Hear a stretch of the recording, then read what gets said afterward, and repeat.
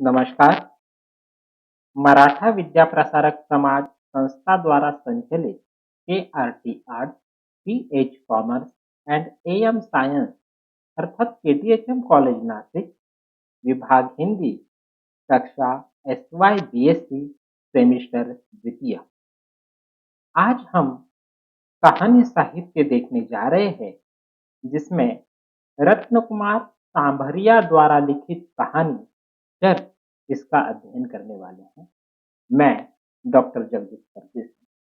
आइए सर्वप्रथम हम कहानीकार का परिचय लेते हैं। रत्न कुमार सांभरिया का परिचय इस प्रकार है। बहुआयामी प्रतिभा के धनी रत्न कुमार सांभरिया का जन्म 6 जनवरी 1956 को हरियाणा के रेवाड़ी जिले के भाड़ावास गांव में हुआ, लेकिन पिछले 34 सालों से राजस्थान में ही रहकर उन्होंने अपनी सेवाएं दी हैं। संप्रति राजस्थान सरकार के सूचना एवं जनसंपर्क विभाग के उप निदेशक प्रशासन के पद से वह सेवानिवृत्त हुए हैं। बचपन से ही कहानी लेखन में रुचि रखने वाले रत्न कुमार सांभरिया ने MA BEd व BGMC पत्रकारिता में डिप्लोमा आदि की शिक्षा प्राप्त की। साहित्य के क्षेत्र में एक जन कथाकार के रूप में इनका नाम बड़े सम्मान के साथ लिया जाता है। कहानी सृजन के क्षेत्र में आपने राष्ट्रीय अंतर्राष्ट्रीय स्तर पर पहचान बनाई है। कहानी, नाटक, एकांकी, लघु कथा तथा संपादन के क्षेत्र में भी आपका योगदान अमूल्य है। प्रकाशित रचनाएं हैं कुछ: हुकुम की दुग्गी, काल तथा अन्य कहानियां, एयर गन का घोड़ा, खेत तथा अन्य कहानियां, दलित समाज की कहानियां, कहानी संग्रह है वह, समाज की नाव एकांकी संग्रह है, विमा उजास नाटक है, बांक और अन्य लघु कथाएं, प्रतिनिधि लघु कथा शतक लघु कथा संग्रह है, मुंशी प्रेमचंद और दलित समाज, यह आलोचनात्मक उनकी कृति है। संपादन है डॉक्टर अंबेडकर एक प्रेरक जीवन, लगभग 250 कहानियां, पुस्तक समीक्षाएं और लेख प्रकाशित हैं। उनकी मैं जीती कहानी पर टेलीफिल्म बनी, साथ ही उनकी कहानियां तथा लघु कथाओं का रेडियो नाटक रूपांतर प्रसारित हुआ है। उन्हें सम्मान और कुछ पुरस्कार प्राप्त है, वह इस प्रकार है: नवज्योति कथा सम्मान 2006 में चपड़ासन कहानी के लिए तत्कालीन उपराष्ट्रपति द्वारा सम्मानित, कथा देश अखिल भारतीय हिंदी कहानी प्रतियोगिता प्रथम पुरस्कार और 2007 में राजस्थान पत्रिका सृजनात्मक पुरस्कार, 2015 में हरियाणा अकादमी की ओर से हरियाणा गौरव सम्मान आदि इन्हें प्राप्त है। आइए इनके द्वारा लिखित कहानी चर देखते हैं। कहानी इस प्रकार से है। बत्ती ऑन करने का वक्त था। जसवीर सिंह चिंता और दुराशा से घिरा बैठा था अपनी बैठक में। उसकी आंखें बगल वाले मार्ग को यो ही देख रही थी, दूर तक। क्या बात हुई?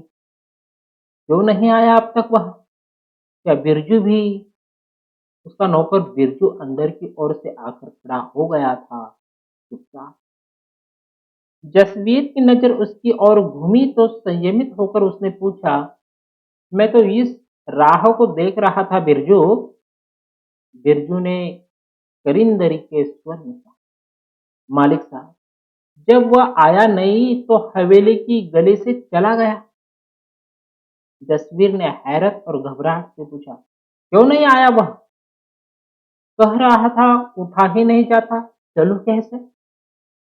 साइकिल या रिक्शा पर घर लाते। उसकी आंखें बदली। बिरजू ने हाथ जोड़ दिए और नम्र भाव से कहा, नहीं जुटा पाया मालिक साहब। जसवीर सिंह ने अपनी दीर्घकाय हवेली की ओर देखा। भित्ति चित्र से सजी सवरी अपनी बैठक को निहारा। गेट के दोनों स्तंभों पर उत्कीर्ण संग मरमर के सिंहों पर दृष्टि डाली और सामने हरे भरे लान को देखकर कहने लगा, अकेला ही पड़ा होगा ना वह? नहीं मालिक साहब, ऐसी बात नहीं है। आने जाने वालों का तांता लगा हुआ था और बड़े मालिक तो उसी की खाट पर बैठे थे पायदान। बिरजू ने अपनी बात जसवीर सिंह के शरीर पर जैसे किसी ने जलती हुई सिगरेट बुझा दी हो पूछा, बड़े भैया परमवीर सिंह? हाँ मालिक साहब। ठीक है, समय बलवान है। सोच रहे होंगे इस आड़ में अब दिन फिरेंगे उनके। जसवीर का मुंह जैसे थूक से भर गया था। वह कुर्सी से उठा, गेट तक गया, थूका, रुमाल से मुंह पोंछा, रुमाल को पैंट की जेब में रख लिया और फिर कुर्सी पर आकर बैठ गया। उसने भ्रुकुटियां सिकोड़ कर बिरजू की ओर देखा। सुना है उस दिन के बाद पानिया बिना अन्न पानी के ही पड़ा है। दिखता है तो ऐसा ही है, हाथ से लग रहा था। बिरजू ने अपने मालिक की बातों को स्पष्ट किया। इतनी ही देर में पानाराम के आकर दस्तखत दिए। चिथड़े चिथड़े मैल भरे कपड़े, नंगे पांव, दम तोड़ता सा कंकाल सा बना शरीर मानो अब लाश में तब्दील हुआ। उसने जसवीर सिंह को न राम राम की न नमस्कार। पहले तो उसने झुककर दोनों हाथ जमीन पर फेंके और फिर बैठकर द्रौपदी के चीर जितनी लंबी सांस ली थी उसने। जसवीर सिंह की आंखें पानाराम के जीर्ण शीर्ण शरीर पर ज्यादा देर टिकी न रह सकी। विहल मन से पूछा, यू कब तक भूखे मरोगे पानिया? जब तक भूख लगेगी मुखिया साहब। पानाराम रुआ सा हो गया। उसने अपनी बात रखी, क्या बताऊं? वह दिन ही मनहूस था पानिया। रिश्तेदारी की शादी में हम सबका जाना हुआ और मेरे लड़के का तो तेरी लड़की के साथ। अगर उसकी भी परीक्षा नहीं होती और तेरी लड़की भी उस दिन झाड़ू बुहारी को नहीं आती तो आज का दिन नहीं दिखता। बिरजू जसवीर सिंह की कुर्सी के पास ही खड़ा था।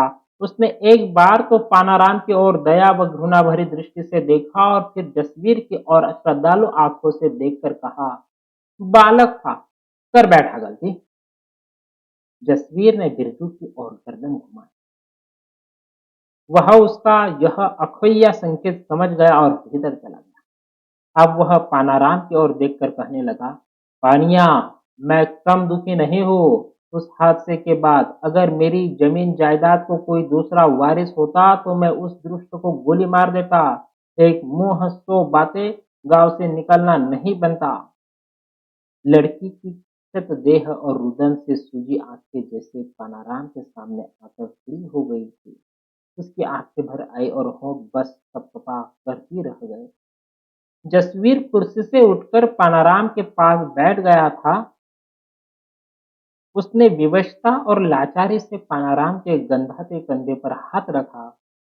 थोड़ी देर उसकी झुर्रियों में अटके आंसुओं को वह देखता रहा और दयार्द्रता का भाव चेहरे पर लाते हुए अपनी बात जमाई। पानिया, लोग मेरी खाली कुर्सी को भी राम राम कहकर निकलते थे। अब मैं यहाँ बैठा खांस भी देता हूँ, लोग निकल जाते हैं नीची गर्दन करके, और जब थोड़ी दूर आते जाते हैं ना, जमीन पर थूक पूंछ देते हैं। सच बताओ पानिया, ऐसा महसूस हूँ जैसे थूक के वह पुचके मेरे मुंह पर गिरते। बिरजू जब लौटा तो उसके हाथ में चाय के 2 कप थे। उसे वह देखकर बड़ी हैरत हुई कि मालिक साहब इस अदना से पानिया के सामने याचक बने बैठे। उसने जसवीर सिंह का कप टेबल पर रख दिया। दूसरा कप पानिया की ओर बढ़ाकर उसने कहा, पानिया, चाय ले। पानाराम ने तरेलती आंखों से बिरजू को घूरा और फिर देखता हुआ अवसाद के भंवर में गुम हो गया। जसवीर सिंह ने बिरजू से कप लेकर पानाराम से कहा, कई दिनों से कुछ नहीं खाया पिया तुमने, इतनी फटी हुई ठीक नहीं होती। जसवीर ने भी जी भरकर चिरौनी की। चबुक को छूकर उसने क्रोध, आक्रोश और अंतर्वेदना को पिघालने की खूब चेष्टा की, लेकिन पानाराम था कि टस से मस नहीं हुआ। उसने कप को वापस बिरजू की ओर बढ़ाकर कहा, इसे टेबल पर रख दो और जाकर अपने दूसरे कान देख लो। जसवीर को जैसे सन्निपात सा हो गया था। वह बहुत कुछ बोलना चाहता था, लेकिन बोल नहीं पा रहा था। अपनी पुश्तैनी मान, मर्यादा और शोहरत को तिहोर कर उसने पानाराम के दोनों कंधे पकड़े और बड़े अदब से उसको पास पड़ी कुर्सी पर बैठा दिया। उसने पानाराम की आंखों में आंखें डाली और भावातिरेक से कहा, पानिया, तुम छोटी जात वालों के बलबूते पर ही मेरी सरपंची बरकरार है। सालों साल तुम ही तो मेरे हाथ हो। अगर तुम मुझसे कट जाओगे तो मेरा क्या वजूद?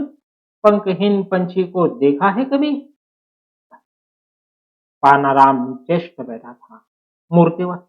उसे नहीं मालूम कि जसवीर क्या बलबला गया। उसे तो बस अपनी बेटी की चिंता ही दले जा रही थी। कुछ देर तक बैठकर शांत रही।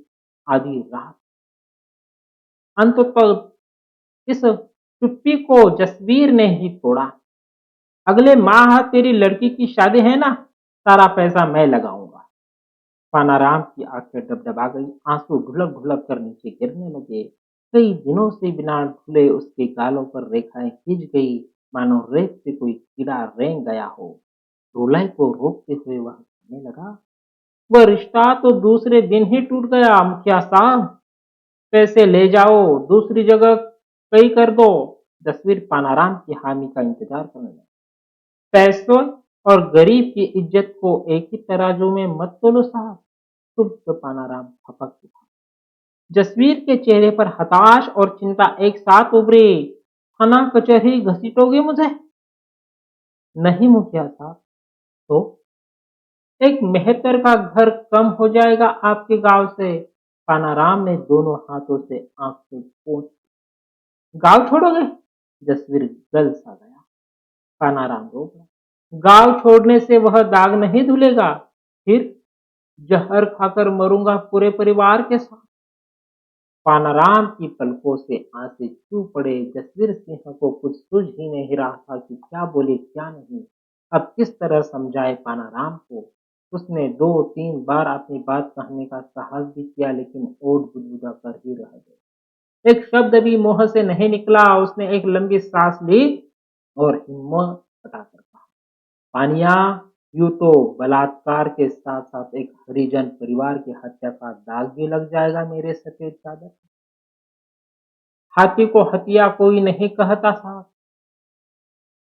पानाराम की पनियाई आंखें जमीन देखने लग गई थी। किसी शर्त पर मान भी जाओ पानिया। जसवीर के चेहरे पर लाचारी उभर आई थी। उसका वह लड़का और लड़की सामने के लॉन में आकर बैडमिंटन खेलने लग गए थे। पानाराम ने अपनी गीली आंखें झपझपाकर उधर देखा और अर्थकंठ से कहा, एक शर्त है, मान लोगे? जसवीर सिंह ने विपदाग्रस्त मन को राहत सी महसूस हुई। उसके शुष्क और फड़फड़ाए ओठों पर खुशी तीर गई। उसे लगा कि जैसे वह कब्र से बाहर निकल आया है। वह मन ही मन विचारने लगा, पानिया ने पैसे के लिए इनकार कर दिया है। इसे भेड़ बकरियां चराने के लिए जमीन चाहिए। बहुत लेगा तो 2-4 खेत मांग लेगा। अब 300 बीघा जमीन है, क्या फर्क पड़ता है अगर समुद्र से 2 बूंदे निकल गई। उल्लासित मन से उसने पूछा, पानिया, उस नालायक की कसम मान लूंगा, अपनी शर्त बताओ तुम। उसने खुले दिल से हामी भर दी थी। बात पानाराम के होठों तक आती और फिर वापस लौटती। शब्दों की इस आंतरिक आवाजावी से पानाराम भी भीतर तक हिल चुका था। अंत में उसने अपने भीतरी और बाहरी दोनों पक्षों को संभाल कर कहा, मुखिया साहब, इज्जत का सवाल है यह। आपकी इज्जत तो मेरी इज्जत। आपकी लड़की हमारे समाज के किसी लड़के के साथ एक रात बिताए। जसवीर सिंह दिल का मरीज था। उसने पानाराम की शर्त सुनी। अब फटा, अब फटा। अपने कलेजे को पकड़ लिया था उसने और खांसते खांसते बेहाल हो गया था। बदहवासी की इस हालत में वह 2-4 कदम दीवार की ओर बढ़ा और खूंटी से टंगी दोनाली बंदूक उतार ली। वो बंदूक की नाल को पानाराम के सीने पर रखकर टाइगर दबा ही रहा था कि उसे एकाएक खांसी उठ गई। बंदूक की नाल घूमी, उसका वह लड़का सामने के लॉन में अपनी बहन के पास बैडमिंटन खेल रहा था।